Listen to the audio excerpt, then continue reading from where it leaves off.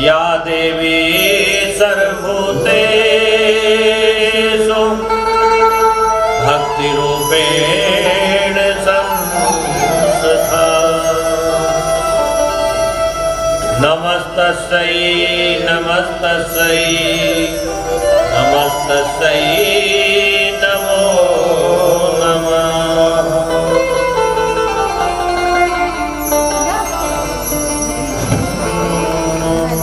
या देवी सर्वभूतेषु छायारूपेण संस्थिता। नमस्तस्यै नमस्तस्यै नमस्तस्यै नमो नमः।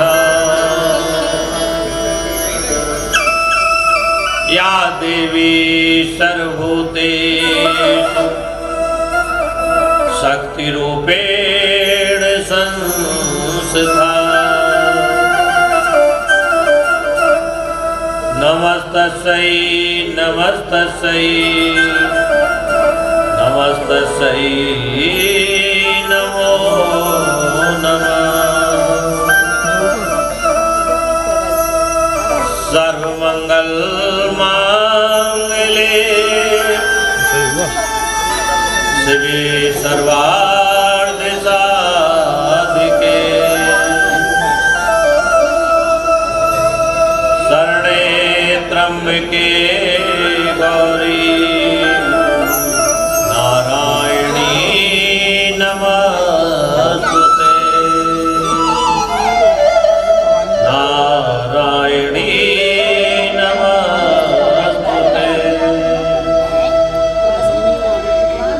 बोले सद्गुरुदेव भगवान की जय। सियापत राम भगवान की जय। उमापति महादेव। अखंड ब्रह्मांड नायक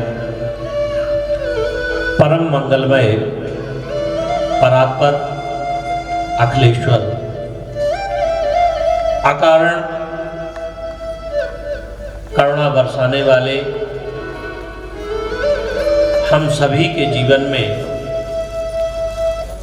अमृत को देने वाले गोविंद के चरणों में हम सभी लोग कोट कोट वंदन करते हैं, नमन करते हैं। वही इस धराधाम पर मानव रूप में आकर के इस जनमानस का कल्याण करता है। साकार स्वरूप में वही गोविंद सद्गुरु रूप में उपस्थित रहता है। हम ऐसे सद्गुरुदेव महाराज जी को कोट कोट वंदन करते हैं।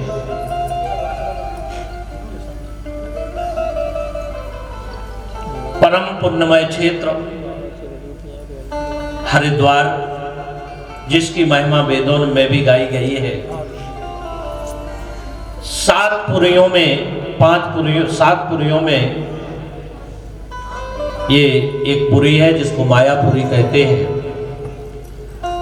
ऐसी पुरी को मैं कोट कोट वंदन करता हूँ, नमन करता हूँ, जहाँ से माँ गंगा का प्रवाह चलता है। ऐसी त्रिवेणी माँ गंगा को मैं नमन करता हूँ। ये मेरा सौभाग्य है कि श्री प्रेम नगर में ये श्रीमद् भागवत की कथा करने का अवसर प्राप्त हुआ। ऐसी पवित्र भूमि को नमन करता हूँ। हमारे बीच में परम पूज्य महात्मा कांताबाई जी उपस्थित हैं। मैं आपका भी वंदन करता हूँ, अभिनंदन करता हूँ। हमारे बीच में परम गुरु भाई गोपाल भाई, आचार्यगण, संगीत के सभी कलाकार बंधु,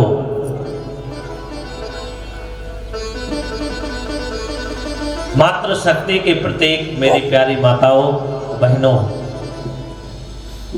परम सम्मानीय आदरणीय भाइयों, भागवत प्रेमियों, प्रभु चरण अनुरागी, जो परीक्षित है हमारे श्री सज्जन सिंह यादव, राजकुमार यादव, श्री राजा राम सिंह, श्रीमती रामबाई, श्री मुरारी सिंह राजपूत, श्रीमती प्रभा देवी, श्री राजेंद्र सिंह, सुरेंद्र सिंह, बंटी, राकेश, शशांक, शैली, जैनेन्द्र और जोनी, इन सभी भगवत प्रेमियों को सिया राम मैं सब जग जानी, करऊं प्रणाम जोर जुगपानी। मैं सबके अंदर राम का वास देखता हूं, इसलिए सभी को मैं प्रणाम करता हूं। आज हम सभी लोग एक इस हरिद्वार की पवित्र पावन भूमि पर बैठे हुए हैं।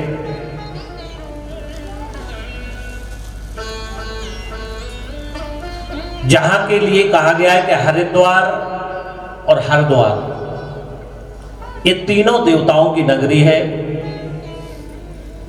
यहां से ही चारों धाम की यात्रा शुरू होती है। तो आइए कई जन्मों के पुण्यों को हम लेकर के इस भक्ति से ध्रुव का कल्याण हो जाता है, उस भक्ति को प्राप्त हो जाना ही श्रीमद् भागवत की कथा है। अब भक्ति क्या है? क्योंकि पहला शब्द आया है भा। अब भक्ति क्या है? संसार में अनेक कर्म चल रहे हैं, क्या वो भक्ति है?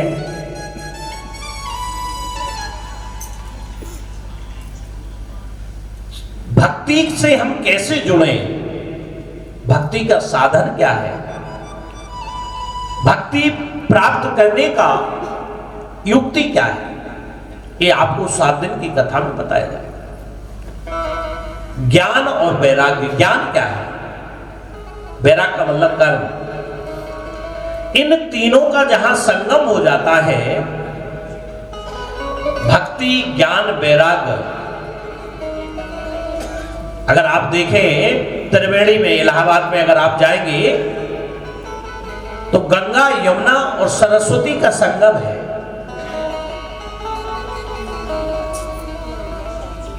गंगा ज्ञान की धारा है,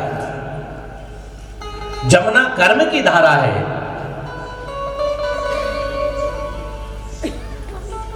और सरस्वती वैराग्य की धारा है। और जहां पे तीनों चीजों का संगम हो जाता है और उसमें जो डुबकी लगाता है तो उसका तारण हो जाता है, भागवत तरन तारण हो जाता है। और मुझे लगता है कि हरिद्वार से अच्छा तरने का कोई स्थान नहीं है।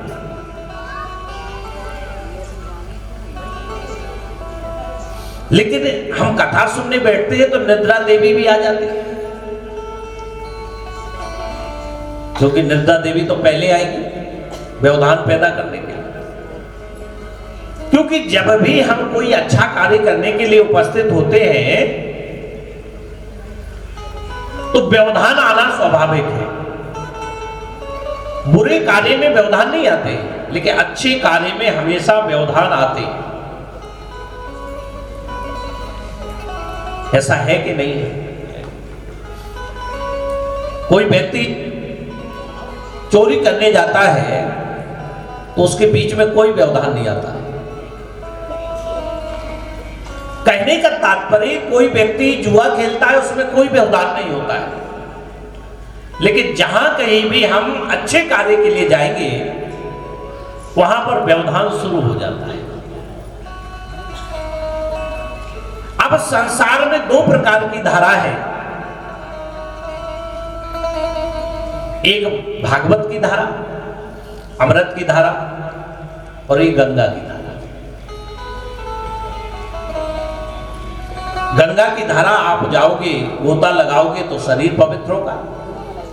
और कहते हैं जो गंगा की धारा में स्नान करता है उसके पाप समाप्त हो जाते हैं। यद्यपि गंगा स्नान करने में हमें गंगा के पास आना पड़ता है।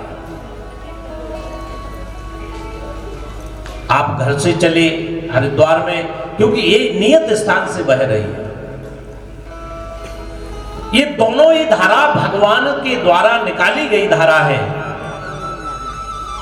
श्रीमद् भागवत की धारा, ज्ञान की धारा और गंगा की धारा, दोनों से जीव का कल्याण होता है।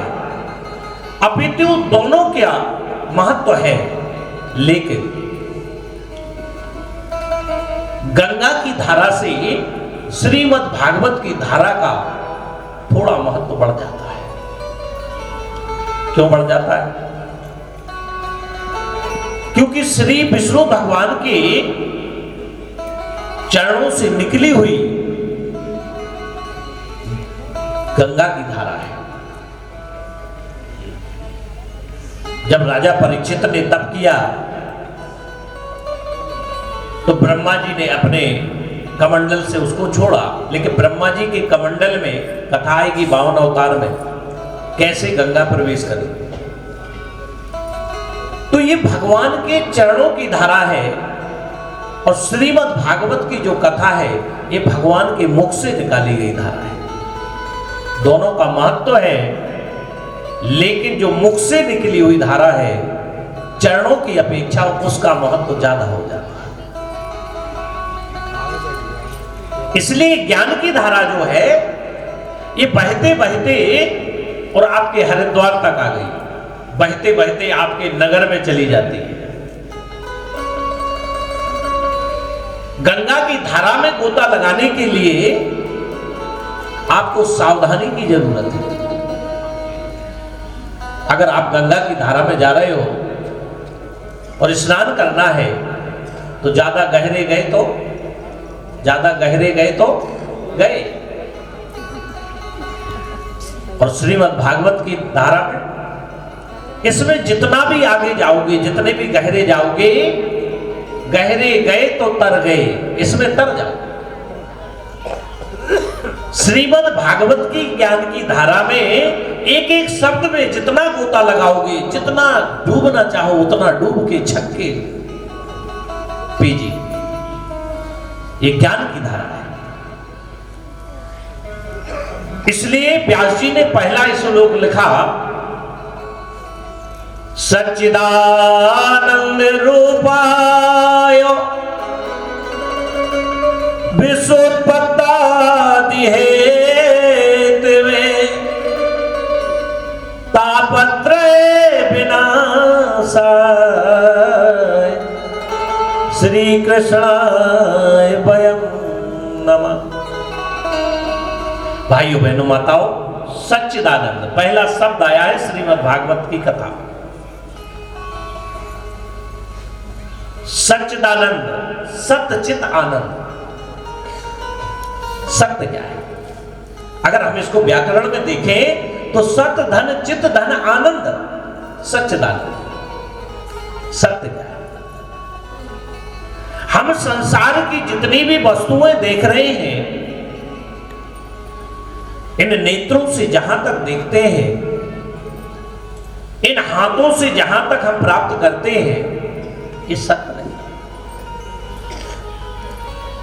एक बालक छोटे में शरीर से जन्म लेता है, थोड़ा बड़ा होता है, जवान होता है, वृद्ध हो जाता है और संसार से चला जाता है।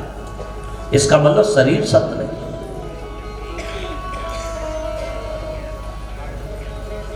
आज ही जहां पर जिस आश्रम में हम आप रुके हुए हैं, यहां पर एक माता जी ने अपना शरीर छोड़ा।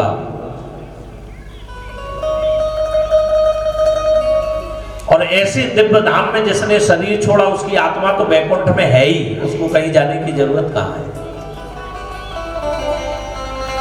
लेकिन भाइयों बहनों माताओं, कहने का तात्पर्य है कि आखिर सत्य क्या है।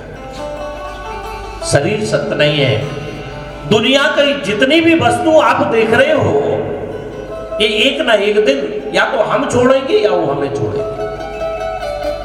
सत्य क्या?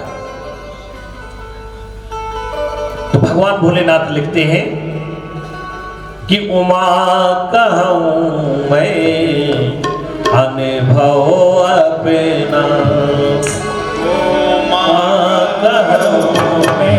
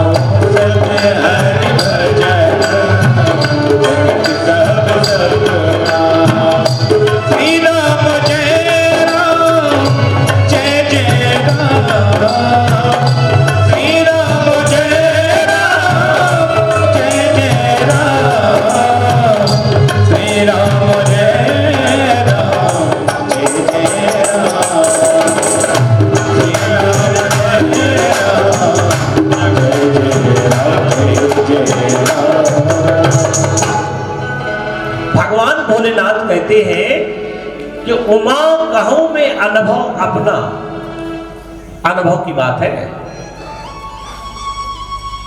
भगवान भोलेनाथ का अनुभव जो है वही सत्य है। और दुनिया में सारा कुछ जो देख रहे हो ना आप, ये सपना। अच्छा, सपना सच होता है कि झूठ होता है? सपने की देखी हुई चीज जैसे ही हम जागरण करते हैं, नींद टूटती है, वो झूठी हो जाती है। इसी प्रकार भाइयों बहनों माताओं, ये जो संसार है ये सपना है।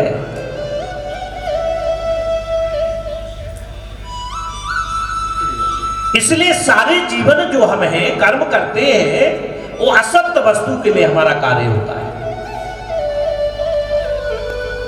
हम जितने भी कार्य करते हैं ये हमारा साथी नहीं है, ये सब छूटने वाले हैं, टूटने वाले हैं। अब आप संसार में देखिए कि जो भी आपका कर्म है, संसारिक कर्म, वो आपका साथ देगा क्या? जो छूट जाए वो असत्य।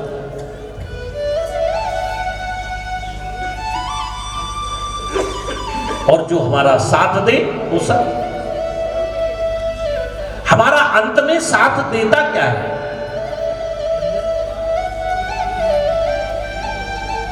कि पत्नी हक निभाएगी तो देरी दान तक,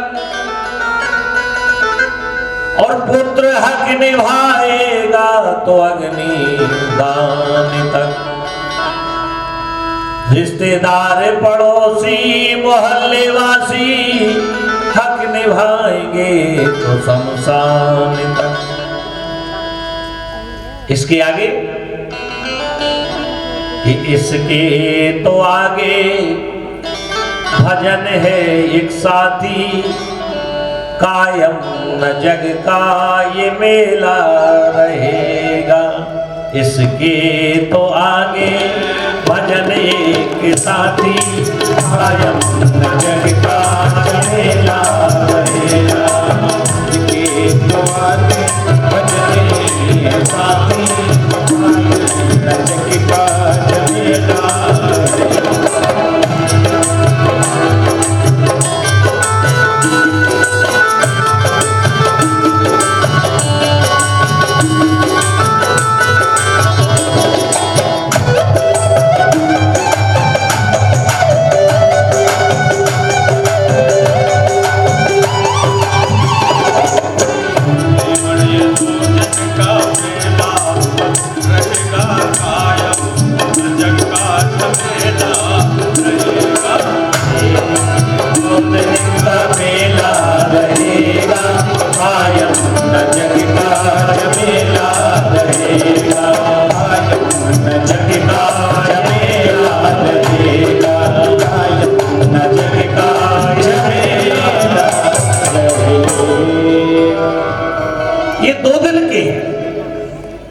आपका साथी है सत्य,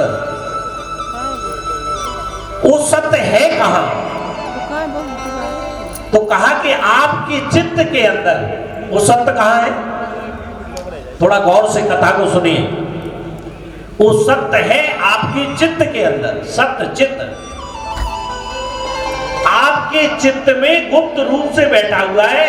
इसीलिए कहते मरने के बाद जब चित्रगुप्त आपकी फाइल खोलेगा तो आपके सारे कर्मों को बताएगा। कोई चित्रगुप्त नहीं है, आपके अंदर में, चित्त के अंदर में ही वो परमात्मा गुप्त रूप से बैठा हुआ है। अभी हम लोग यात्रा में चल रहे थे, कलश यात्रा में। हमारे भाई बहन बड़े ध्यान से मेरी एक फोटो ऐसे ले लीजिए, मेरी एक ऐसे ले लीजिए।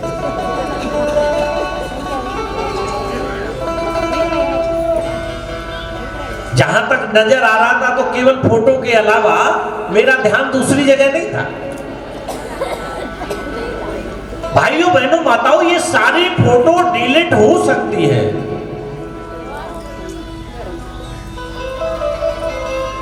आपके मोबाइल से डिलीट हो सकती है, लेकिन जो चित्त के अंदर ली गई फोटो वो कभी डिलीट नहीं होती।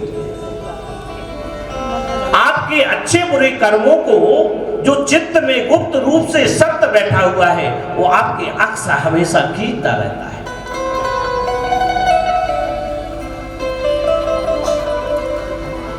सत्य चित्त आनंद, वो आनंद का जो खजाना है वो कहां है? आपके घट के अंदर ही है।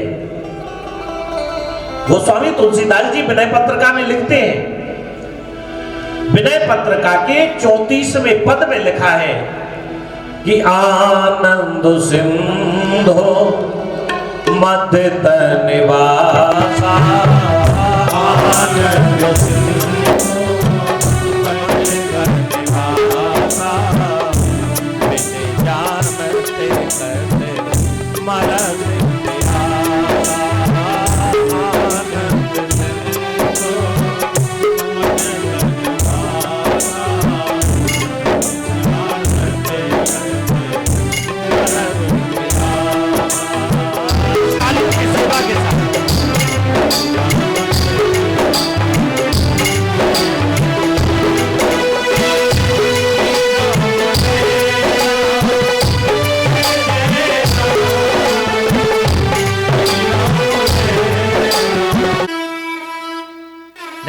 तो वैसे तो संसार में सभी लोग दुखी है कि कोई तन दुखी, कोई मन दुखी, कोई धन बिन। लेकिन ध्यान देना, शाम के वो कैसे खाते हैं? इतनी सब जायदाद जोड़ने के बाद भी शाम को सूखी फुलके खा रहे हैं। सारा जीवन लगा दिया कमाई में और खाने के लिए सूखे फुलके।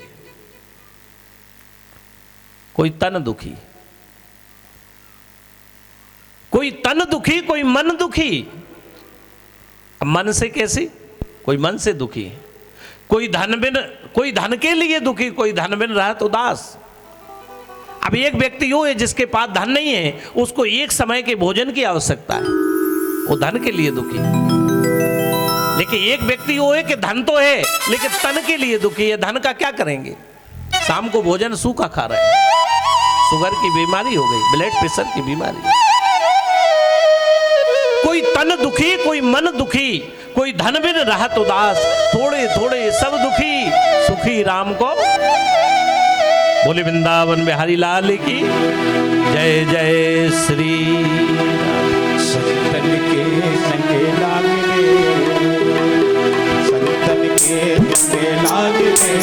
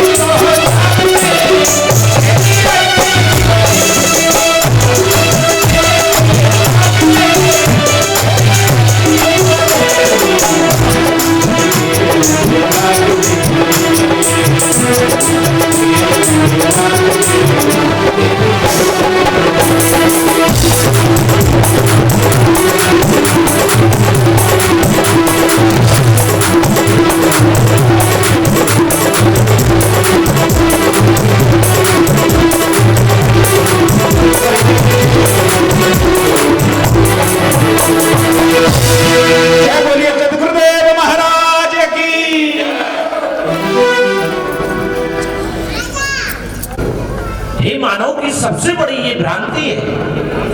और भ्रांति क्या है कि चिंता अधिक करता है और चिंतन बहुत कम करता है।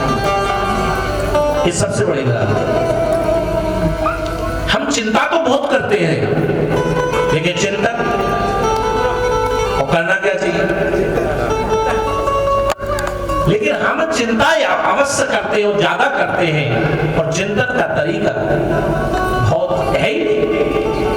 तो आखिर चिंतन क्या है? श्री सूत जी कहते हैं कि भागवत की कथा का श्रवण का अधिकार उसी को है। किसको? भागवत की कथा का अधिकार किसे किसे है?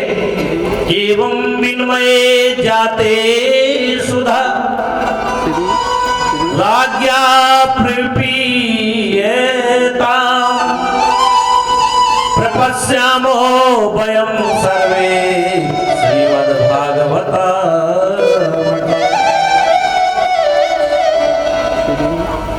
जब श्री सूत जी महाराज नैमिषारण्य में 88,000 ऋषि बैठे हुए हैं और आपस में मंथन कर रहे हैं।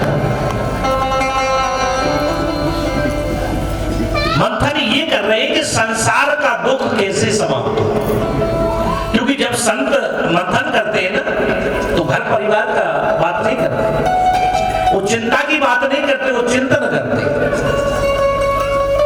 संत क्या करते हैं? 88,000 संतों को यही चिंता है कि संसार को कैसे बचाएं। सब एक से एक विद्वान महात्मा बैठे हुए हैं, ऐसे ऐसे दिगंबर संत महात्मा बैठे हुए हैं कि जिनके सामने अनेक युग बीत गए। कितने बैठे? 88,000 संत आपस में चिंतन कर रहे हैं कि आखिर हम इस संसार का दुख कैसे दूर करें। क्योंकि संतों का तो काम ही है। स्वं न खादन्ति फलानि वृक्षा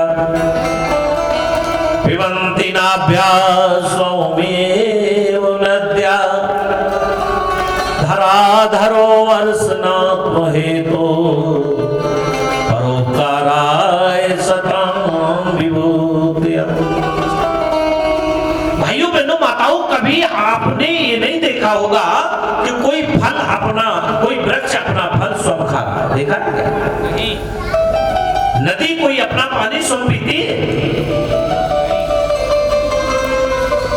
और परोपकार कितना बड़ा होता है। अगर आप वृक्ष को जो फल लगा होता है पत्थर भी मारते हो, तो बदले में क्या देता है? परोपकाराय सतां। इसलिए कबीरदास जी कहते हैं कि आग लगी आकाशों में, कि आग लगी आकाशों में, कि झड़ अंगार, और संत न होते जगत में तो जल भरता संसार। 88,000 संत आपस में विचार कर रहे हैं, लेकिन 88,000 पूछ नहीं रहे हैं। उनकी तरफ से एक खड़ा हो गया, सौनक जी पूछ रहे हैं और सूत जी वेद व्यास जी के शिष्य जवाब दे रहे हैं। इतनी चर्चा चली रही थी कि देवताओं को जब पता चला कि राजा परीक्षित है, तो श्रीमद् भागवत की कथा सुनाई जा रही है। कहां पे? सुखताल। ये कथा राजा परीक्षित को कहां सुनाई गई? मुजफ्फरनगर की गंगा किनारे पर सुखताल, उसको सुखताल बोलते हैं। तो सारे देवताओं ने क्या किया? एकत्रित हुए और इंद्र अमृत का कलश लेके जहां पर श्रीमद् भागवत की कथा हो रही थी वहां पर पहुंचे। बोले महाराज ऐसा करिए कि ये जो कथा है ना, ये कथा आप मुझे दे दीजिए, मुझे पान करा दीजिए, और ये जो अमृत है ये राजा परीक्षित को दे देते। सुखदेव महाराज को बड़ी हंसी आई कि कहां कांच और कहां मणि।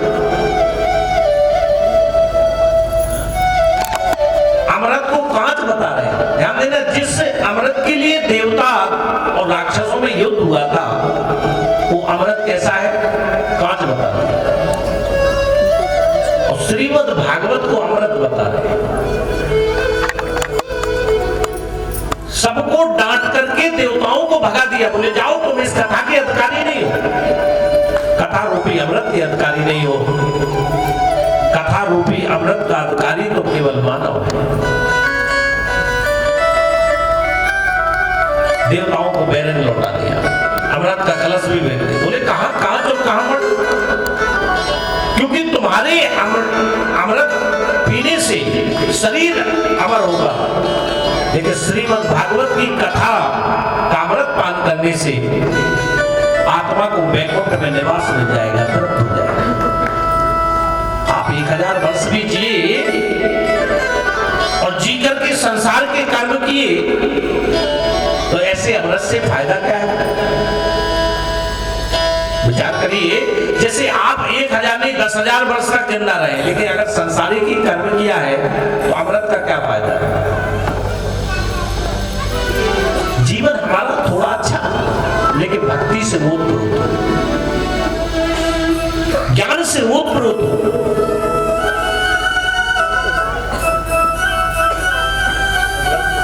इसलिए देवताओं को वापस कर दिया, क्योंकि इस भागवत का अधिकारी तो केवल मानव है। मानव ही संसार में केवल उस ज्ञान का अधिकारी है, अमृतपान का अधिकारी है। इसलिए कलिना धर्म मित्रेण धरेयम वाचिता धुना। कलिकाल में केवल आपका सही रूप में कोई अगर मित्र है, कोई मित्र है, तो श्रीमद् भागवत की कथा, भक्ति की कथा। सत्कर्मो सूचितम नूनम ज्ञान यज्ञा स्मृतौ बुधै श्रीमद् भागवतालापा सातु गीता सुखादभि। देखो, ये ज्ञान की चर्चा चली रही थी कि नारद जी एक बार घूमते घामते नारद जी के मन में आया कि क्यों न संसार का भ्रमण करें। सारे संसार में पहुंची, कुरुक्षेत्रम हरिक्षेत्रम। सबसे पहले कुरुक्षेत्र गए, हरिद्वार आए, सारे संसार में घूमते घूमते और वृंदावन पहुंचे। लेकिन वृंदावन में नारद जी को बड़ा आश्चर्य हुआ।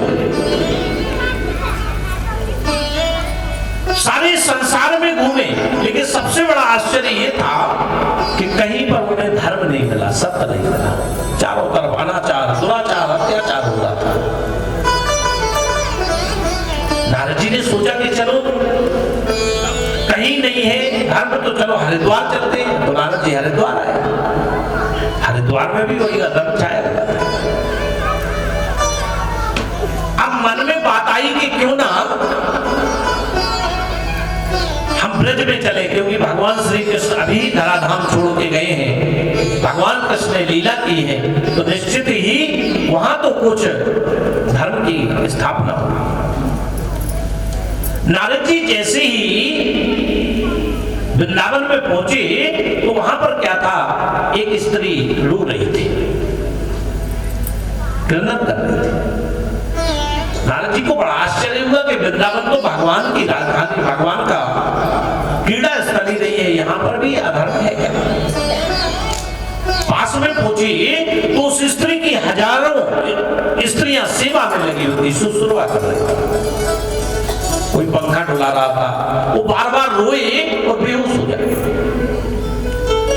नारद जी को बड़ा आश्चर्य हुआ कि ये कौन है। पास में पहुंचे, बोले देवी तुम कौन हो, तुम्हारे रोने का कारण क्या है, आखिर तुम रो क्यों रही हो?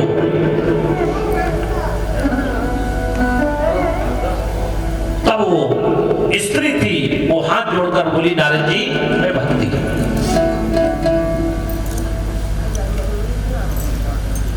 मैं भक्ति हूं महाराज। बोले रोने का कारण क्या है? बोले ये जो दो पुरुष देख रहे हो, दो पुरुष पास में लेटे हुए थे। उन पुरुष की हालत कैसी थी? शरीर से कब हड्डी निकल जाए पता नहीं, बाल सफेद थे, उठने की सामर्थ्य नहीं थी, जीर्ण शीर्ण अवस्था में पड़े थे। नारद जी ने कहा इसमें दुखी होने का कारण क्या है? भाई संसार में जो आया है माते उसको सबको जाना है। ऐसा कौन है कि जो संसार में आ गया वो जाएगा नहीं? जो आया सो उसको जाना। बोले देवर्षि मैं इसलिए दुखी नहीं हूं, दुखी होने का कारण आप सुनिए। मैं भक्ति द्रविड़ देश से चली, कर्नाटक होते होते पंजाब तक सब कुछ ठीक था, पंजाब तक सब कुछ ठीक था।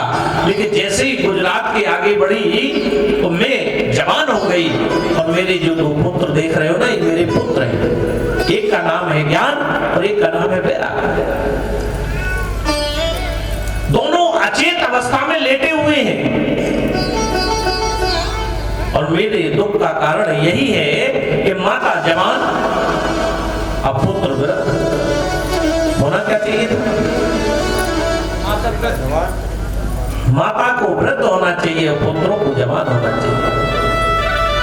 नारद जी बोले कोई बात नहीं, ये कलिकाल सारे संसार में फैल गया है भक्ति देवी, और यहां भी कलिकाल ने अपना प्रकोप बढ़ा दिया। नारद जी बड़े उदास मन से सारे संसार में घूमते घामते, बार बार उन्होंने भक्ति ज्ञान वैराग्य को उठाने का प्रयास किया, लेकिन ज्ञान वैराग्य हिले नहीं। एक बार हिलाया, दो बार हिलाया। अब उन्होंने कहा क्या करें? सारे तीर्थों का जल लेकर गए, उनके ऊपर स्नान करवाया, लेकिन ज्ञान वैराग्य हिले नहीं।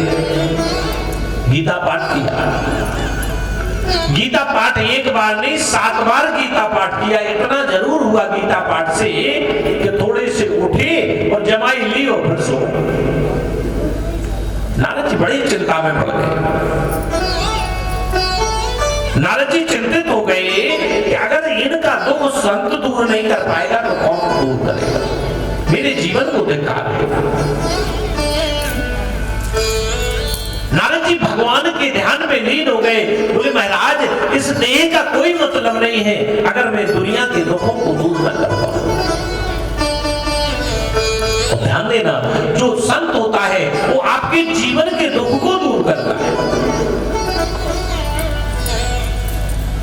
जो आपके जीवन के दुखों को दूर कर दे वो संत। नारद जी दुखी हो गए, ध्यान में बैठे तो आकाशवाणी हुई, ये तर्थम सत्कर्मम। हे नारद जी इनके लिए सत्कर्म करो। अब आप लोगों से निवेदन है। नारद जी कह रहे कि हे देवी, नारद जी को आकाशवाणी हुई कि हे नारद जी सत्कर्म करो। अब आप विचार करिए, चारों धाम की यात्रा लोग करते हैं, स्नान करते हैं, वहां का जल लाए नारद जी।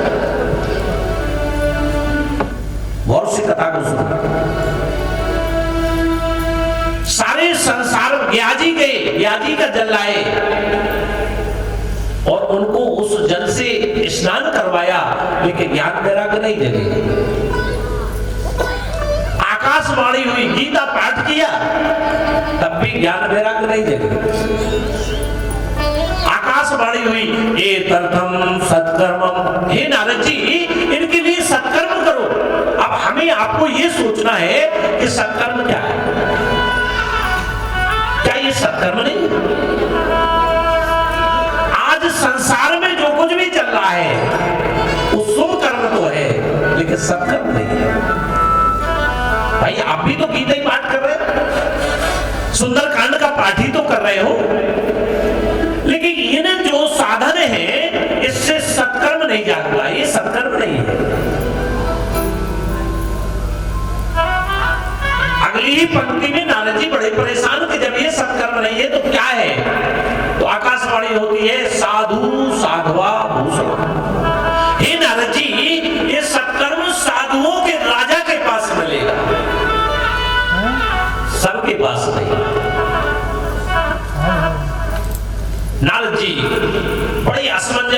जिससे पूछे, जो भी मिले, बोले भैया सत्कर्म को जानते हो? कुछ लोग कहे ये तो सब ऐसा ही बात है, जैसे आज के बहुत से लोग कहने लगते।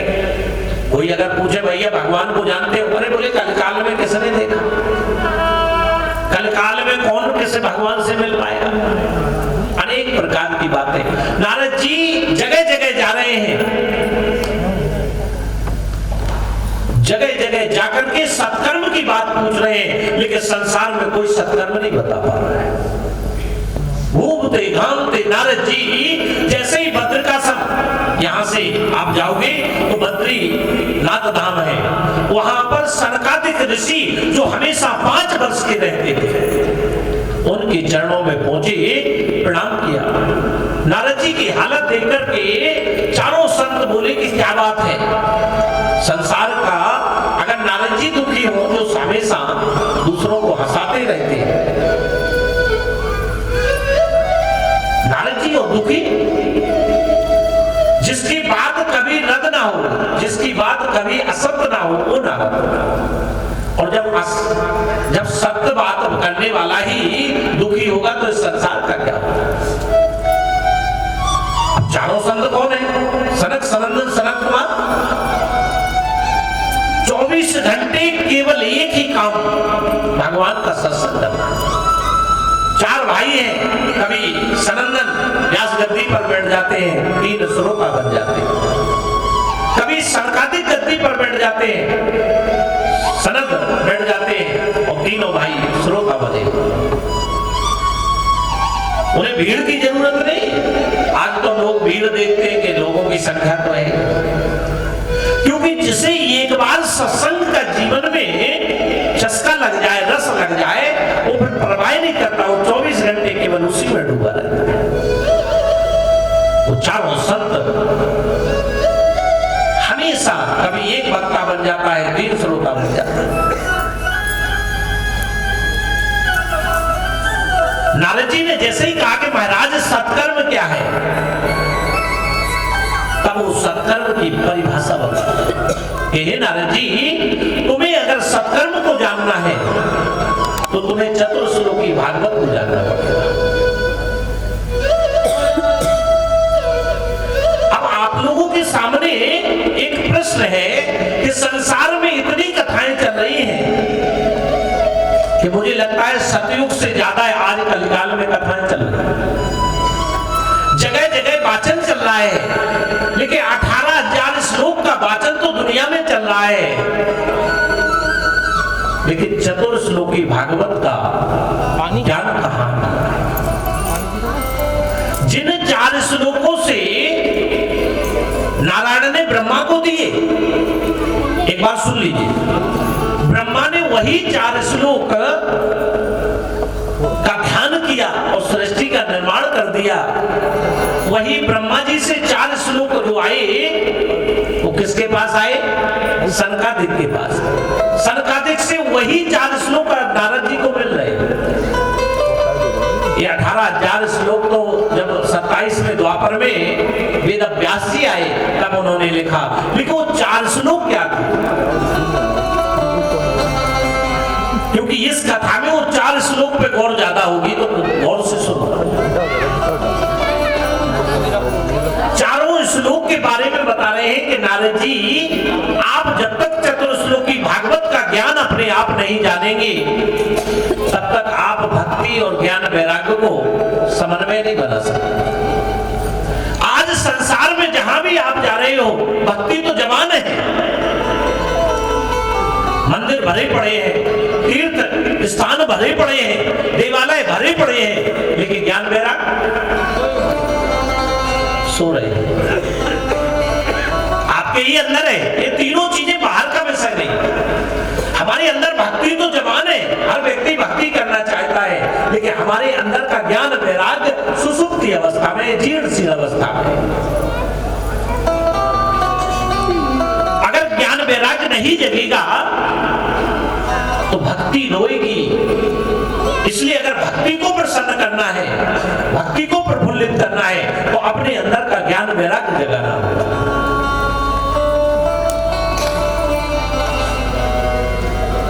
और बिना ज्ञान वैराग्य की भक्ति खुश नहीं होती।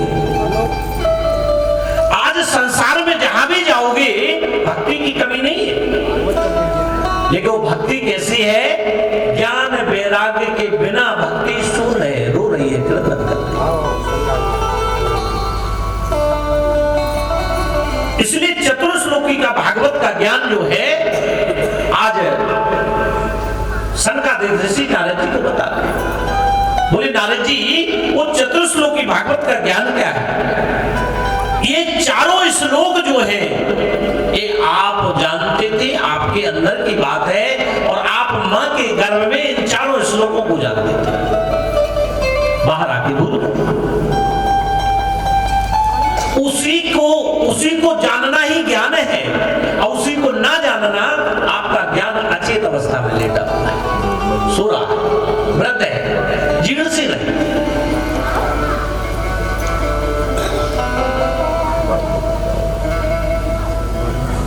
और वो ज्ञान जब तक नहीं जागेगा, लेकिन वो जागेगा कैसे? कर्म कैसे? वैराग्य का मतलब कर्म। आपके मन में जब तक कर्म रूपी वैराग्य नहीं आएगा तब तक ज्ञान जागृत होने वाला नहीं है।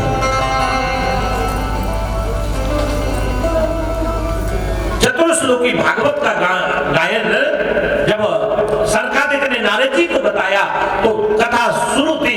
नारद जी बीच में बोले, महाराज ये तो ठीक है,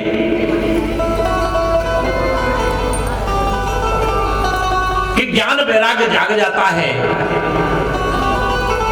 हरिद्वार के तट पर एक कथा सुनाई जा रही है नारद जी को। उधर से ज्ञान वैराग्य, जैसे ही कथा चतुर्श्लोकी भागवत की कथा शुरू हुई, नारद जी ने जाना तो ज्ञान वैराग्य अपने आप नाचते हुए आ रहे हैं, गाते हुए आ रहे हैं।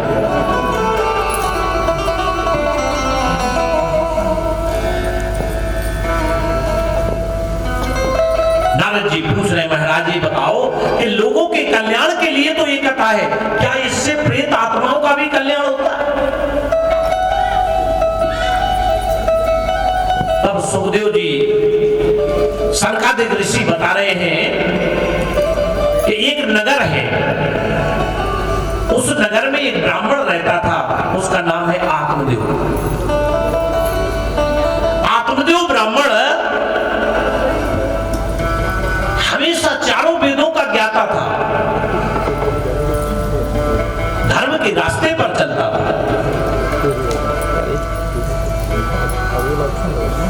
लेकिन उसके यहाँ एक कमी थी। कमी क्या थी? उसके यहाँ कोई पुत्र नहीं था।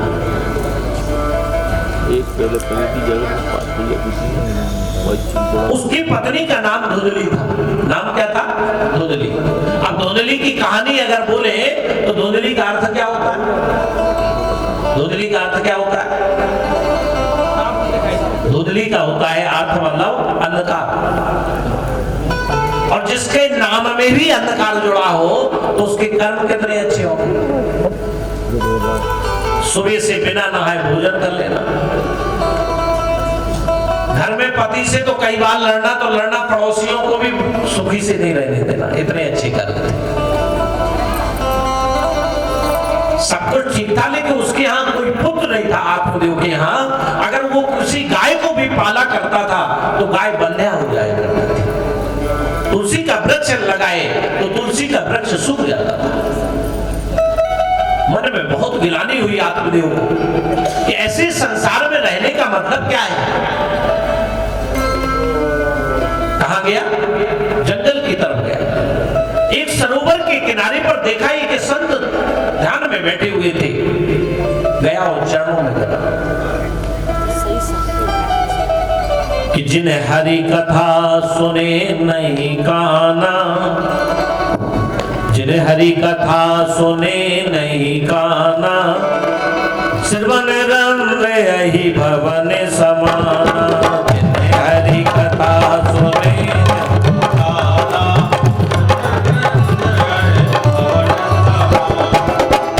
हरि कथा सुने नहीं काना, सिरवन रंग यही भवन समाना।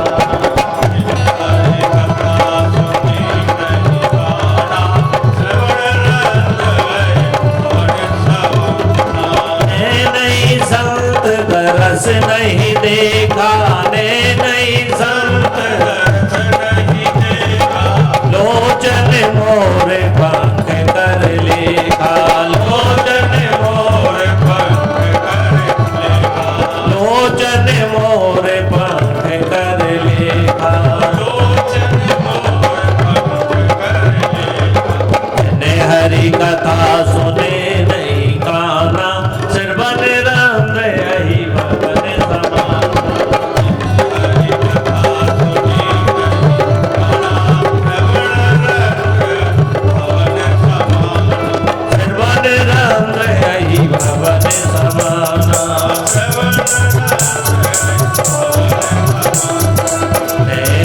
संत दरस नहीं देखा लोचन मोर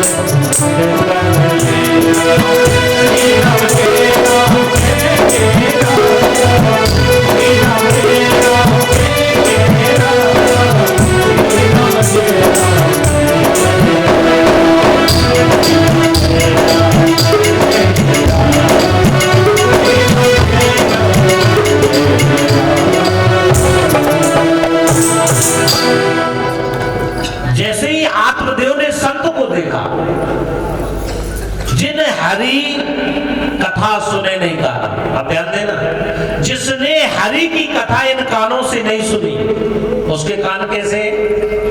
आई का मतलब होता है सर,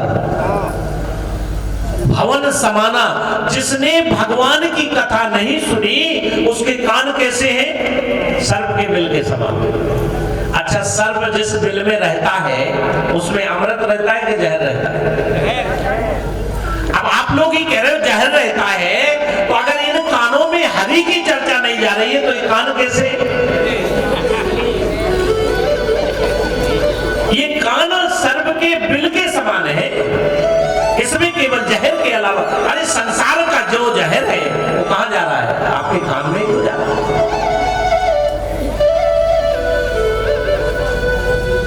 और एक और है, जैसे तैसे कुछ अमृत पहुंचता भी था तो ये मोबाइल महाराज आ गए, तो 24 घंटे ये मोबाइल कान में लगा। भाइयों बहनों माताओं, जिन ने नहीं संत दर्श नहीं देखा, जिसने अपने इन नेत्रों से संत का दर्शन नहीं किया, ध्यान देना, ये शरीर कब महान है? केवल मानव का तन मिल जाना ये महानता का लक्षण नहीं है। विचार करिए कि आपको मानव का शरीर मिल गया और आप महान हो गए, क्योंकि लिख दिया कि बड़े भाग्य पाई, बड़े भाग्य मानव तन पावा, सुर दुर्लभ सद ग्रंथ गावा, बड़े भाग्य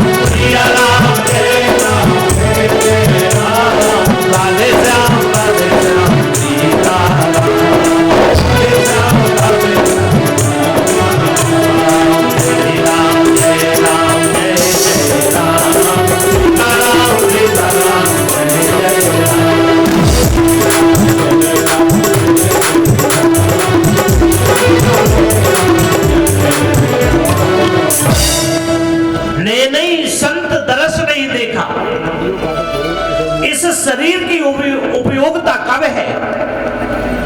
इस कानों से, आंखों से अगर संत का दर्शन नहीं किया तो ये आंख कैसे है? थोड़ी सी बहुत ज्यादा आवाज गूंज रही। जिसने नेत्रों से संत का दर्शन नहीं किया उसके नेत्र कैसे हैं? लोचन मोर पंख कर लेखा। मोर के पंख में नेत्र बने हुए कितने लोग जानते हैं? मोर के पंख देखे कितने लोगों ने देखे? हाथ खड़े करो जिसने मोर के पंख देखे। सभी ने देखे? अच्छा, मोर के पंख में नेत्र बने होते हैं, ये कितने लोगों ने देखा? अच्छा, उससे दिखता भी है कुछ? नहीं दिखता ना। इसी प्रकार अगर इन नेत्रों से आपने संसार देखा, इन नेत्रों से आपने परिवार देखा, इन नेत्रों से बड़े बड़े डीमों को देखा, प्रधानमंत्री राष्ट्रपति को भी देख लिया, और अगर संत का दर्शन नहीं किया तो कैसे बताए? लोचन मोर पंख कर लेखा। ये नेत्र कैसे है? 100 पीस है। अच्छा, 100 पीस बनना अच्छी बात है क्या? इसलिए आत्मदेव ने संत को देखा और चरणों में गिरा। संत की महिमा को जो जानता है। और जैसे ही चरणों में गिरा तो बोले महाराज को सुना दीजिए। बोले मैं सुनने के लिए आया, संसार से ऊब गया हूं महाराज। बोले बेटा क्या सुनना चाहता है? बोले महाराज संसार में जब भी दुखी होता है व्यक्ति तो संत की सानिध्य में जाता है। मैं भी दुखी हूं और आपकी सानिध्य में आया। बोले वो तो ठीक है लेकिन तेरे दुख का कारण क्या है? बोले महाराज मेरे दुख का एक ही कारण है, मेरे यहां पुत्र नहीं। आप विचार करिए कि संत के सानिध्य में बैठा है, क्या मांग रहा है? पुत्र मांगेगा, धन मांगेगा, वैभव मांगेगा। आ गए हरिद्वार में गंगा के किनारे पर और गंगा मैया से भी यही मांगेंगे कि हे मैया मेरे बड़े पुत्र की नौकरी लगा देना। भाई बहनों माताओं, आप तीर्थों में भी जाते हो तो हमारी मांग कभी खत्म नहीं होती। आत्मदेव कह रहा है महाराज मेरे पास सब कुछ है, केवल पुत्र नहीं है। अब जैसे ही संत था वो तो लोग तीनों लोगों की जानने वाला था। उसके मस्तिष्क पर देखा और बोले बेटा तेरे 7 जन्मों तक संतान का सुख नहीं है। कितने जन्मों तक? अब तू क्यों ये मांग रहा है? बोले भक्ति मांग ले, भगवान की भक्ति मांग, तेरा कल्याण होगा। तू क्या मांग रहा है? बोले नहीं महाराज मुझे तो पुत्र चाहिए। बोले अगर आप पुत्र को नहीं देने का वरदान दोगे तो मैं आपके चरणों में अपने प्राणांत करूंगा। संत ने फल लिया, अपने थैले से फल निकाला, उसको दे दिया। बोले जाओ बेटा और आप अपने इस फल को पत्नी को खिलाओ। अब आत्मदेव बड़ी प्रसन्नता के साथ आया और वो फल किसको दे दिया? अपनी पत्नी को दिया। पत्नी का नाम क्या था? धुंधली। अब धुंधली ने मन में सोचा, धुंधली को जैसे ही आत्मदेव ने बताया तो मन में सोचा कि अगर ये फल मैं खाऊंगी तो क्या होगा? गर्भ आ जाएगा। क्योंकि वो तो हमेशा नेगेटिव सोचती थी ना, हमेशा नकारात्मक सोचना। कुछ लोगों का स्वभाव होता है वो सही तो सोच ही नहीं सकते। जब भी बोलेंगे बड़ा कड़वा बोलेंगे, जब भी सोचेंगे बड़ा गलत सोचेंगे, सही नहीं सोचेंगे। इसलिए भाइयों बहनों माताओं हमेशा सही सोचिए। किसी के बारे में अगर चिंतन कर रहे हो तो अच्छा करिए, उससे फायदा आपका ही है। अगर हम चिंतन करें तो वो भी सकारात्मक करें। बोले अगर आप जिसकी आदत ही में आ गया, किसी के बारे में सच तो सोचना ही नहीं, अच्छा सोचकर क्या करेंगे? मैं तो ये कहता हूं कि किसी के बारे में अच्छा ये बताओ, अगर आप अच्छा सोचोगे तो क्या लग रहा है? आपका धन लग रहा है? बताओ जब अच्छा सोच नहीं सकते हो तो क्या कर सकते हो?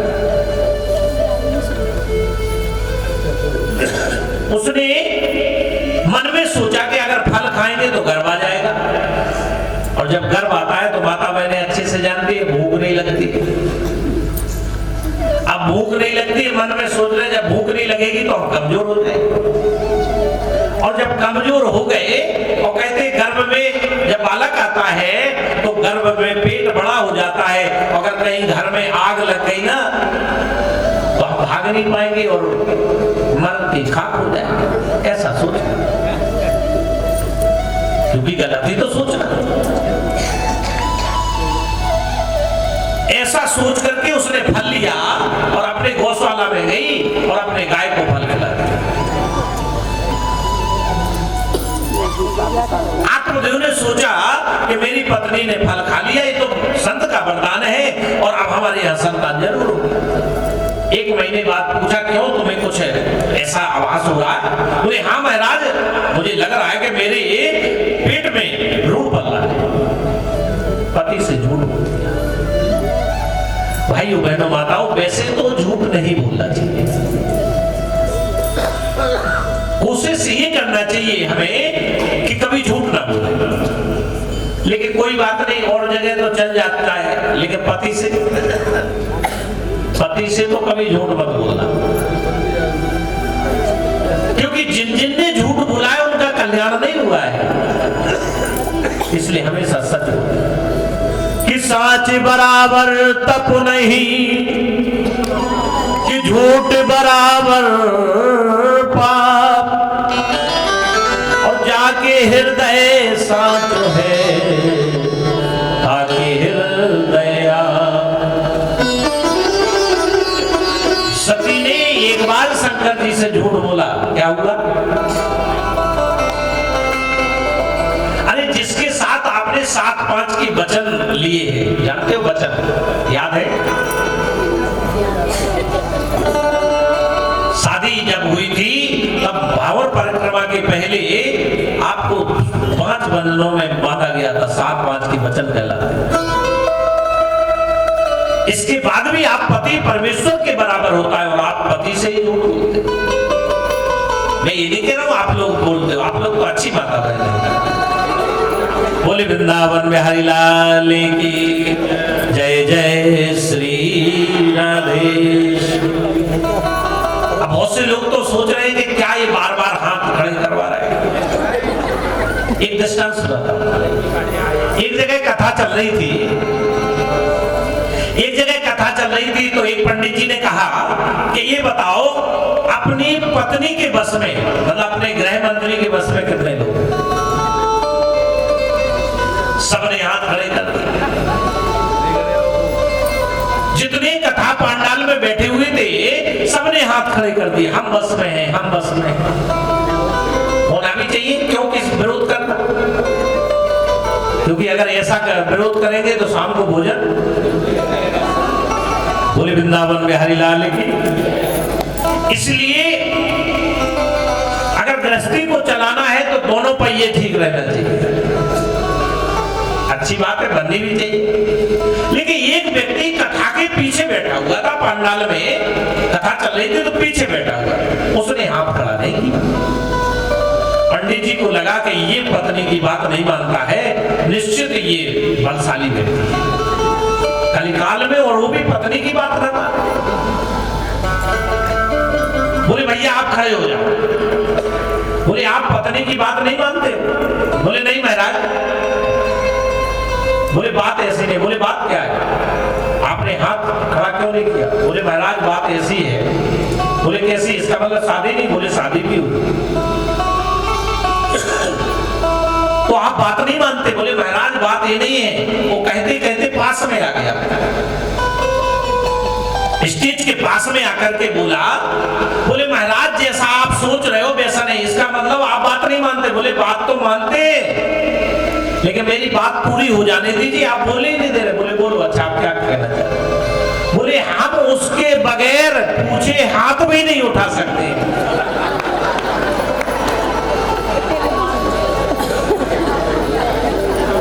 ये और बड़ी वाली नहीं। बोले वृंदावन में हरि लाल की। लेकिन मैं यहाँ पर पत्नी की बात नहीं कर रहा हूं, माया रूपी पत्नी। मैं कोई भी दृष्टांत देता हूं तो शास्त्रों का। आज माया रूपी पत्नी ने इतने हाथ जकड़ के रख लिए कि जयकारे में भी बोलूं कि ना बोलूं। एक बार जोर से जयकारा लगा। बोले सद्गुरुदेव महाराज की, बोले संत समाज की, बोले कनखल धामों की। भाइयों बहनों माता,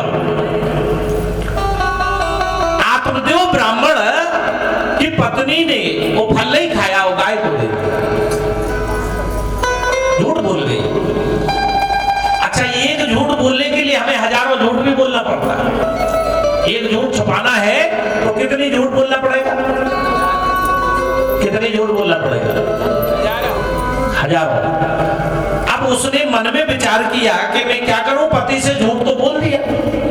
उसके उसकी बहन एक दिन आई तो उसने सारी घटना बताई। अब धुंधली की बहन कैसी होगी आप कल्पना कर सकते हैं। जिसके जीवन में अंधकार भरा हो, अंधकार का मित्र प्रकाश नहीं हो सकता। जो अवगुणी व्यक्ति है उसका मित्र भी अवगुणी होगा। इसीलिए अभी भाई गा रहे थे, संतों के संग लाग दी तुरी अच्छी बनेगी। अब संतों के संग कैसे लागे? संतों की बात आती है तो हमें तो ऐसे लगता है कि जैसे जूड़ी ताप आ गई। हम रात दिन कथाएं सुन रहे हैं लेकिन कथाओं को जीवन में नहीं उतार रहे। चरित्र में जब तक इनको नहीं उतारेंगे हमारा कल्याण होने वाला नहीं। जैसे किसी ने कहा श्रीमद् भागवत की कथा सुन लोगे तो कल्याण हो जाएगा। ध्यान से सुनिए। अच्छा, मैं सुना रहा हूं कि भगवान कृष्ण ने यज्ञ में जूठी पत्तल उठाई थी। अच्छा, आपने सुन लिया, मैंने सुना दिया। अब आप ये बताओ आपका क्या कल्याण हो जाएगा? निवेदन आपसे ये है कि ये वाक्य हमने सुन लिया तो आपको कौन सा पुण्य हो गया? अरे भाइयों बहनों माताओं, अगर भगवान कृष्ण ने यज्ञ में जूठी पत्तल उठाई थी तो हमें भी क्या करना पड़ेगा? जूठी पत्तल उठानी पड़ेगी, तब जाके मेरे जीवन का उद्धार होगा, तब मेरे जीवन का पुण्य होगा। सुनने से काम नहीं चलेगा। हमें रामायण का अर्थ होता है राम धनायन। राम का घर का एड्रेस लिखा है, राम का घर। अब आप विचार करिए, राम के घर को एड्रेस को पढ़ते रहोगे तो राम मिल जाएगा। भागवत का अर्थ है कृष्ण की प्राप्ति। ये व्यास जी की प्रयोगशाला है जहां पर कृष्ण प्रकट हो जाता है। रामायण तुलसीदास जी की प्रयोगशाला है जहां राम प्रकट हो जाता है। केवल सुनने से काम नहीं चलेगा, आपको अपने जीवन में उतारना पड़ेगा।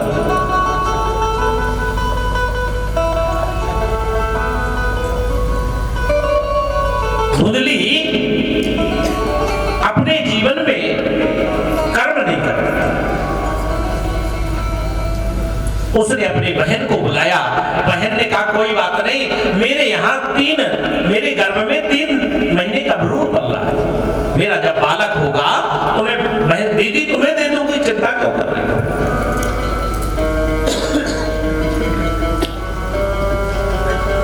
सारी प्लानिंग बना ली और कुछ दिन बाद धुंधली अपने आत्मदेव ब्राह्मण से बोली, महाराज मैं अब कमजोर होती जा रही, आपको नहीं लगता? मैं अकेली हूं, करने वाली कोई है नहीं, इसलिए मैं अपनी बहन के यहाँ चली जाती हूँ। ब्राह्मण देवता बड़े परेशान, बड़े प्रसन्न थे कि कोई बात नहीं, मुझे वारिस मिल रहा है। उन्होंने धुंधली को अपने उसकी बहन के यहाँ दे दिया। 9वें माह में उसके एक पुत्र हुआ। उसकी बहन का पति बाहर गया हुआ था। उसने पुत्र को अपनी धुंधली को दे दिया और अपने पति से क्या बोल दिया कि मेरा पुत्र हुआ था, और होते ही संसार से विदा हुआ। धुंधली ने बालक को लिया और अपने घर आई और घर आकर के उसका नामकरण हुआ और उसका नाम रखा गया धुंधुकारी। क्या रखा गया? धुंधुकारी, क्योंकि धुंधली की धुंधकारी तो होगा।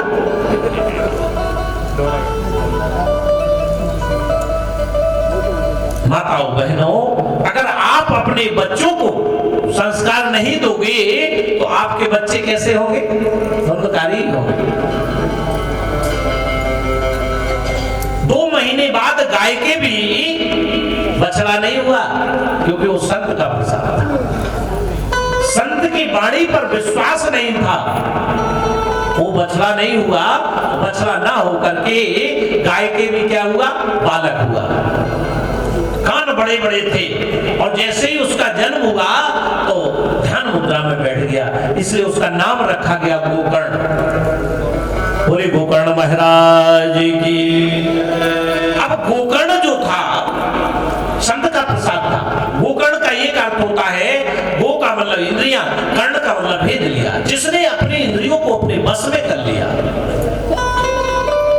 उसके कान बड़े नहीं थे, ये तो कह दिया कान बड़े थे। कान बड़े का आशा ये है कि हमेशा उसके कान भगवान की चर्चा में लगे रहते। और आज हमेशा हमारे कान काय में लगे हुए।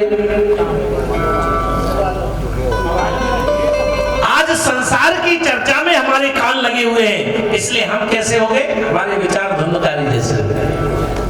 गोकर्ण के हमेशा अपने इंद्रियों के बस में था, हमेशा अपने कान भगवान की चर्चा में लगाता था, नेत्र संतों के दर्शन में लगाया करता था, हाथ हमेशा सेवा में लगाया करता था, इसलिए उसका नाम रखा गया गोकर्ण। थोड़ा बड़ा हुआ धुंधकारी, और धुंधकारी जब बड़ा हुआ तो बच्चों के साथ कंचा खेलने लगा। बिगड़ने की शुरुआत कहां से होती? बच्चा जिस दिन कंचा खेलने लगे तो समझो अब बिगड़ने की शुरुआत है। अगर आप अपने बच्चों को बनाना चाहते हो, भाइयों मैं अभी पहाड़ तरफ गया था, छोटे छोटे बालक, यहाँ क्या संसार में कहीं हर जगह थे, जहां भी जाते हैं छोटे छोटे बालक नशा की लत पकड़ गए। अब बच्चों को सुधारने का जो समय है, बच्चों को जो सुधारने का समय है वो बचपन में है। अगर आपके बच्चे 10-15 वर्ष के ऊपर हो जाएंगे तो आपकी बात नहीं मानेंगे। इसलिए बच्चों को संस्कार दीजिए। कबीरदास जी कहते हैं कि जननी जने तो भक्त जन, या दाता या सोर, नहीं तो जननी बाज रहे, काहे गवावेनु।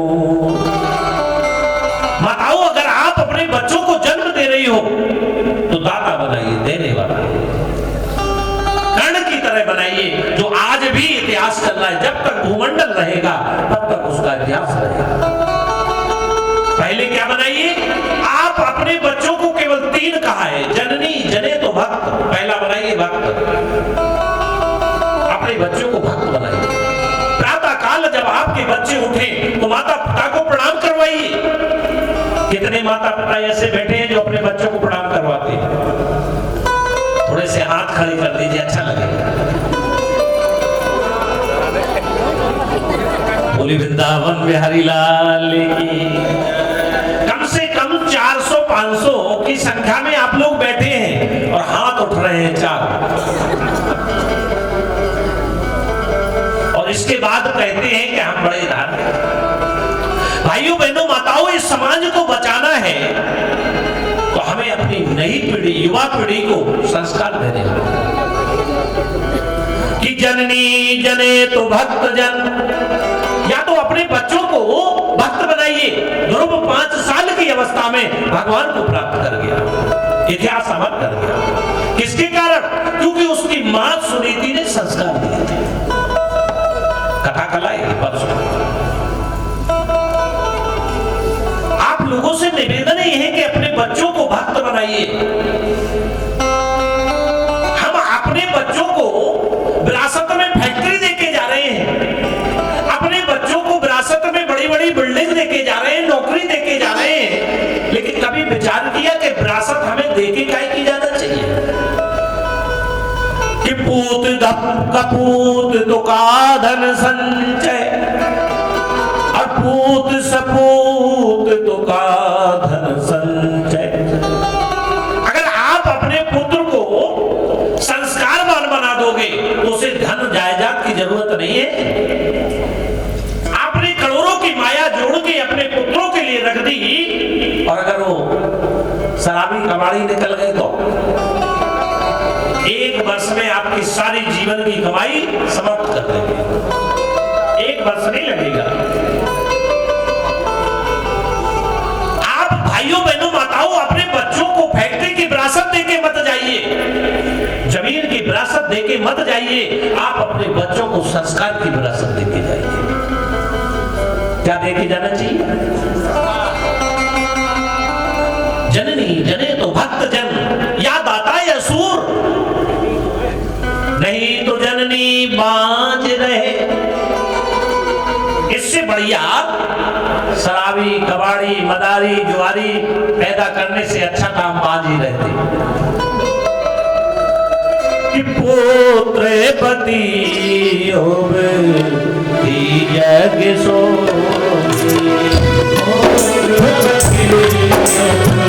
दोनों हाथ की तालियों की सेवा के साथ पुत्र पति होवे जग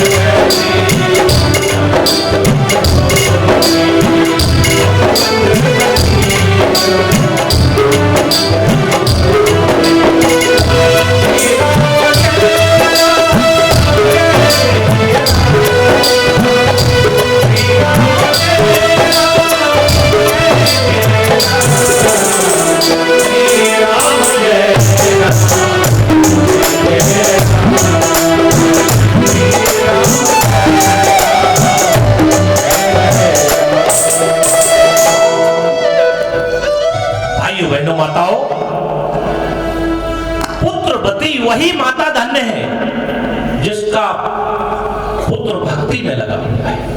इसलिए अपने पुत्र को क्या बनाए? भक्त बनाए। रघुपति भगत जास सो होई, जिसका पुत्र रघुपति की भक्ति में लग गया, जो गुरु की भक्ति में लग गया, जो संतों के सानिध्य में लग गया, वही माता धन्य है।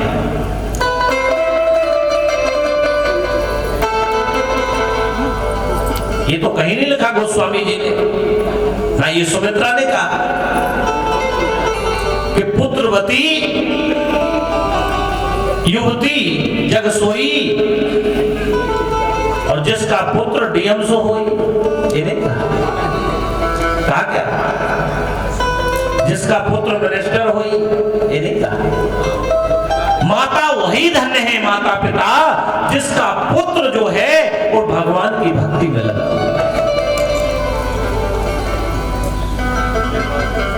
धुंधकारी को संस्कार नहीं दिए, जुआ खेलने लगा, जुआरी हो गया, मदरा पान करने लगा, अपने माता पिता को ही अवज्ञा करने लगा, पिताजी को बुरे भले बोलने लगा।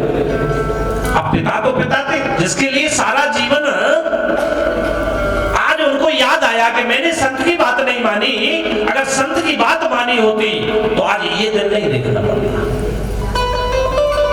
संत ने कहा था कि आपको 7 जन्मों तक पुत्र सुख नहीं है, लेकिन हम नहीं माने। घर से निकला और अपने जो छोटा पुत्र था गोकर्ण, जो भगवान की भक्ति में लगा रहता था, बाहर नगर के बाहर रहता,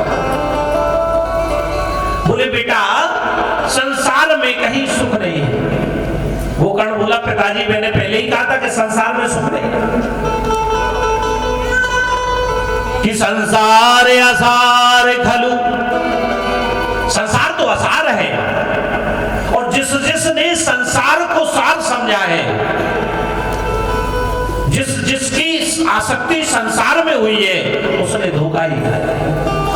पिताजी मैं आपसे पहले कह रहा था, गोकर्ण ने पिताजी को दीक्षा दी, ज्ञान की बातें बताई, और पिताजी गोकर्ण से शिक्षा लेकर के जंगल की तरफ गए और भगवान की भक्ति में लग गए, छोड़ दिया संसार। लेकिन बेचारी माता तो माता है, वो कहां गए? माता का हृदय इतना पवित्र होता है कि पुत्र कितनी भी गलती कर दे, कितना भी दुख दे दे, लेकिन माता कभी पुत्र को नहीं छोड़ती। पति समझाएगा अरे तुम क्यों उसकी चिंता करते हो, लेकिन नहीं, माता का आखिर हृदय माता का। वो छोड़ के नहीं जा रही है। कई बार धुंधकारी ने मारा। ध्यान दीजिए, माता पे हाथ उठाना अपराध है। जिस मां ने 9 महीने कोख में रखा, इतनी परवरिश की, आज वही पुत्र हाथ उठाना।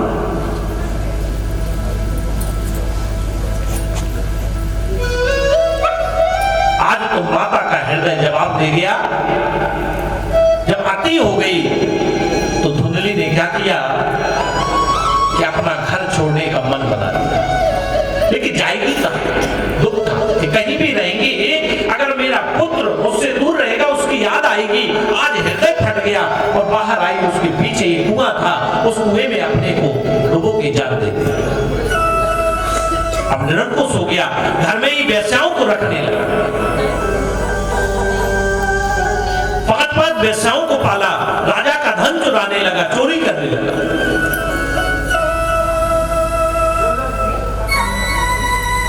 चोरी की। आज तो 500 वेश्याओं ने सोचा कि चोरी कर रहा है और हमें इसका दंड भोगना पड़ेगा, इसलिए उन्होंने रात्रि में सोते हुए धुंधकारी को 2 लाठियां ली और एक नीचे से लगाई गर्दन से और एक गले पर रखी। 3 वेश्याएं एक तरफ, 2 वेश्याएं एक तरफ। अब दोनों डंडों को दाबा तो ये गले की हड्डी टूट, फिर भी मरा नहीं। उन्होंने क्या किया, जीते जी उसको अग्नि के हवाले कर दिया, आग लगा दी। इसके बाद भी नहीं मरा तो जमीन में 6 फीट का गड्ढा खोदा और जीते जी उस गड्ढे में डाल करके ऊपर से मिट्टी डाल दी और उसका राम नाम सत्य हो गया। बोले वृंदावन में हरिलाल। क्योंकि जब व्यक्ति के कर्म अच्छे नहीं होते हैं तो उसकी यही गति होती है, मर गया। मर करके क्या बना? जैसे जिस दिन से माता मरी थी उसी दिन से गोकर्ण चारों धाम की यात्रा पर चला गया। जब माता पिता नहीं है तो यहाँ भाई की क्या करें? ये बहुत बड़ा प्रेत बन गया। एक दिन 12 वर्ष बाद गोकर्ण को अपने जन्मभूमि की याद आई, क्योंकि कहते माता और जन्मभूमि ये दोनों स्वर्ग से ही बड़े माने जाते हैं। उसने सोचा क्यों ना अपनी जन्मभूमि को देखा जाए। 12 वर्ष वो तो संत बन गया था गोकर्ण। आया घूमते घामते, रात्रि के 12 बज गए। उसने गांव में गया तो उसका घर तो टूटा, जहां जन्मभूमि थी टूटी फूटी पड़ी। संत के पास क्या होता है? एक ओढ़ने के लिए चलता, एक छोटा सा कमंडल। अब उसने सोचा कि मैं लोगों की निद्रा में व्यवधान क्यों पैदा करूं? क्योंकि जो संत होता है वो दूसरे को कभी कष्ट नहीं देता, दूसरे के जीवन में व्यवधान नहीं डालता।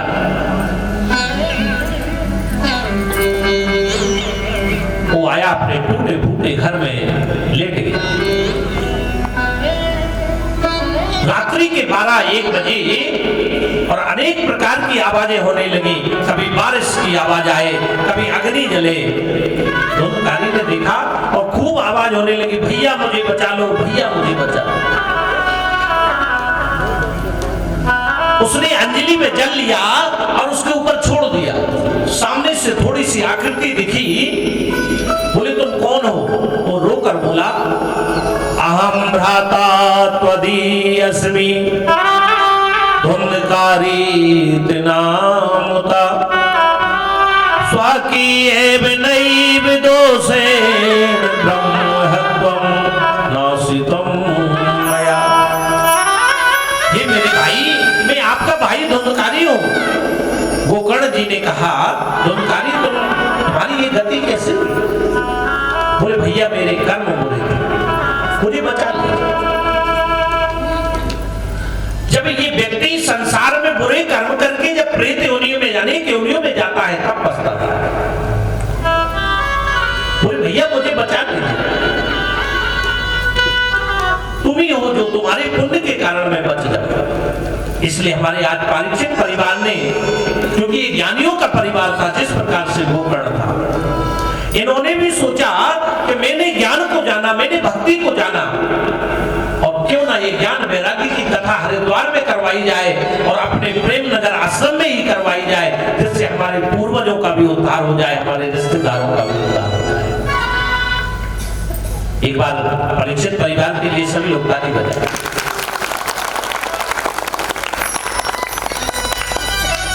ये भावना के साथ श्रीमद् भागवत की कथा रखी। धुंधकारी ने जब ऐसा कहा तो गोकर्ण ने भी वही किया जो नारद जी ने किया, चारों धाम का जल लाया, क्योंकि आजकल जितना व्यक्ति जानता है उतना ही करता है। चारों धाम के जल उसमें भी डाला गया। गया जी में एक बार नहीं 5 बार गया जी गया, लेकिन उसका कल्याण नहीं हुआ। तब उसने अपने गुरु के पास गया। उसके गुरु का नाम था गोकर्ण के गुरु का नाम था सूर्य। उनके पास गया, बोले महाराज ये बताइए प्रेत आत्मा का कल्याण कैसे होगा? तो बोले चतुर्श्लोकी भागवत की कथा सुनो। जब ये 7 दिवसीय कथा हुई है, 4 श्लोकों की, लेकिन 7 दिन चली, तो पहले दिन वो बैठे कहां प्रेत आत्मा? इसलिए एक बांस में 7 कोर का बांस है, उसके अंदर उसकी आत्मा बैठ गई, ऊपर से उसको बंद कर दिया। और पहले दिन की कथा हुई, बड़ा आश्चर्य हुआ, पहली गांठ टूटी। क्रमशः 2 दिन की कथा के बाद दूसरी गांठ, तीसरी गांठ, इस प्रकार से 7 गांठें टूट गई। और जब लास्ट में कथा समाप्त हुई तो प्रेत आत्मा भगवान विष्णु के विमान में और विष्णु के जो गण थे उसको लेके जाकर के और वैकुंठ धाम में वो आत्मा पहुंची। जो चतुर्श्लोकी भागवत को जान लेता है। सनकादिक ऋषि नारद जी को सुना रहे हैं कि जो श्रीमद् भागवत की चतुर्श्लोकी को जानता है, उसके प्रेत क्या, उसके 7 जन्मों के पाप का उद्धार हो जाता है। ये कल्प वृक्ष है, ये कल्प वृक्ष है जो इस के पास आकर के, लेकिन जैसा बताया जाए वैसा करोगे तो आपके जीवन में ना देह का कष्ट रहेगा, दैहिक भौतिक किसी भी प्रकार का ताप नहीं रहेगा, और आपका जीवन भी समाप्त, आपका जीवन भी कल्याण से युक्त हो जाएगा। भाइयों बहनों माताओं, इसीलिए ये महात्म की कथा आज सुनाई, इसलिए ध्यान से कथा को सुना। जो कथा को सुनेगा पहले तो श्रोता बन जाएगा। संसार में 3 प्रकार के श्रोता है, एक श्रोता है, एक सोता है और एक सरोता है। 3 प्रकार के श्रोता है। अब एक पहले प्रकार के जो है वो कौन है? श्रोता, इनको छोड़ देते हैं। दूसरे प्रकार के हैं सोता, कथा में आए, बढ़िया भोजन पानी हो गया, बढ़िया बिछावन डलाई है या कुर्सी बैठे आए कथा में और आरती हुई और बढ़िया ठाट से सो रहे, उन्हें कोई लेना देना ना, उद्धव को लेना ना माधव का देना, सोता। खासतौर से इस मामले में हमारी माताएं बहुत आगे होती, क्योंकि भाई लोग तो थोड़े दिख रहे हैं, अब माता लोगों को क्या है, सिर पे है साड़ी, थोड़ा सा और बढ़ा लिया आंखों तक। अब नींद ले रही है कि क्या कर रही है, क्या ध्यान देना, मैं सबको देख रहा हूं माता बहनों। कोई माता है तो बढ़िया झप रही है, कोई बात नहीं। संसार में अगर नींद नहीं आती है तो ये कथा उनके लिए भी सही है जो बीमार हैं, जो बीमार रहते हैं, जिन्हें नींद की गोली खानी पड़ती है। क्यों गोली खा रहे हो, घर में पड़े पड़े, कथा में आइए, कथा में जैसे ही आओगे आपको अपने आप नींद आ जाएगी, उनके लिए भी कथा। बोले वृंदावन बिहारी लाल की। सोता और दूसरे हैं सरोता। आप उनके लिए कितनी भी घोर घोर के बातें बता दीजिए, शास्त्रों के निचोड़ बता दीजिए, उन्हें इससे मतलब नहीं व्यास जी ने गलती कहा दी, कर जाएगी बात को, और बाद में कहेंगे व्यास जी फलानी जगह ये बात बोल रहे थे। सरोता का मतलब काटने वाला। एक सरोता होता है, वो क्या करता है, सरोता का काम है क्या, काटना, सुपारी को काटना। कितनी भी उस सुपारी रख दो, मेरे संत हैं ये वो बताने लगते, कितनी भी सुपारी रख दो, कुंडलों रख दो, काट देगा, लेकिन उससे बोलो कि इसका स्वाद एक टुकड़े का ले लेगा क्या? काटने वाला भाइयों बहनों माताओं कभी स्वाद नहीं ले पाता है, जो काटने का काम है। इसलिए कथा में आने के बाद हमें श्रोता का काम नहीं करना है। एक होता है श्रोता जो आकर के सुनता है, तो सुन करके समझता है।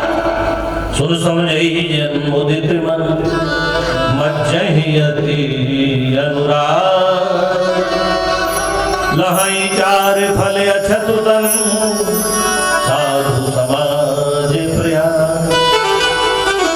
वो आनंद लेता है। तो श्रोता है अच्छा है कि सोता और श्रोता?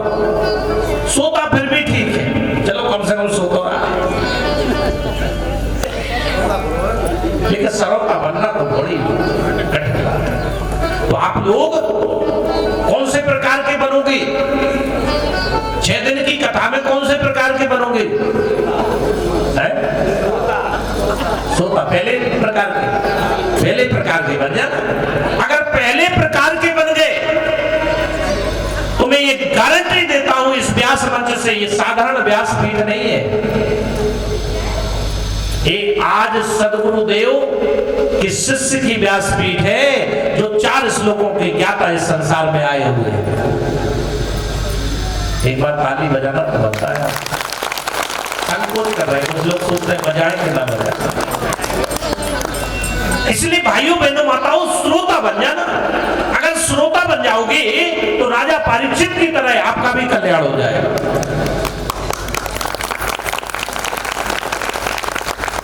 इसलिए श्रोता बने। केवल एक जीवन में आपने उतार लिया।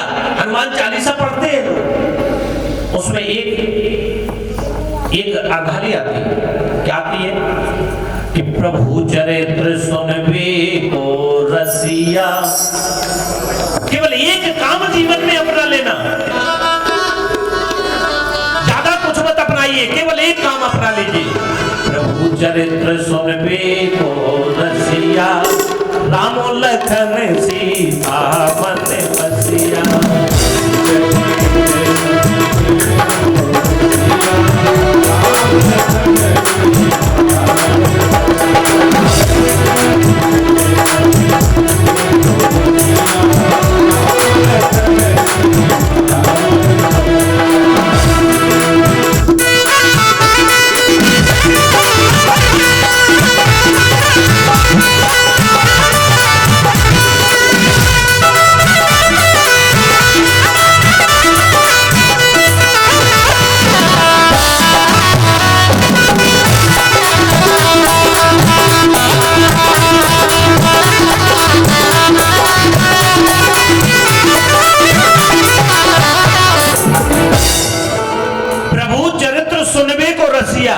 एक साधन है, कितना सरल उपाय है। लोग कहते हैं राम लखन सीता मन बसिया, इसको दोनों रूप में दे सकते हैं। अगर आप भगवान की कथा के रसिक बन गए तो राम लखन सीता आपके हृदय में बस जाएंगे, मन में बस जाएंगे। और दूसरे अर्थ में एक, अगर रसिक बन गए तो राम लखन सीता के मन में आप बस जाएंगे। अच्छा सरल उपाय है कि नहीं है? सरल उपाय। दुनिया के साधन में लगे हुए मैं तो कहता हूं केवल भगवान की कथा के रसिक बन जाए, आपका कल्याण हो जाए। और जिसने जीवन में भगवान की कथा का रसिक बने हैं उसका जीवन में कल्याण होता है। इसलिए अच्छे प्रकार के श्रोता बन जाना। आज की कथा, आज तो केवल कथा क्या महात्म था। श्रीमद् भागवत की कथा में जब प्रेतों का उद्धार हो सकता है तो हम तो जीते जागते बैठे हुए हैं, और आपका तो उद्धार पक्का है। और वो भी प्रेम नगर आश्रम में परम योगी राज श्री हंस जी महाराज और श्री सदगुरुदेव श्री सतपाल जी महाराज की तपोभूमि में आप लोग बैठे हुए हैं। जैसे करखल है पवित्र भूमि और गंगा के किनारे, अगर इस कथा को सुन लोगे तो आपको चतुर्श्लोकी भागवत का ज्ञान इसी गोवर्धन हॉल में हो जाएगा, जो 4 श्लोक है। गोविंद की प्राप्ति का साधन मिल जाएगा। इसलिए आज की कथा एक राम लेती है। बोले वृंदावन में हरिलाल की, सदगुरुदेव महाराज की, कृष्ण कन्हैया लाल की, श्रीमद् भागवत महापुराण की।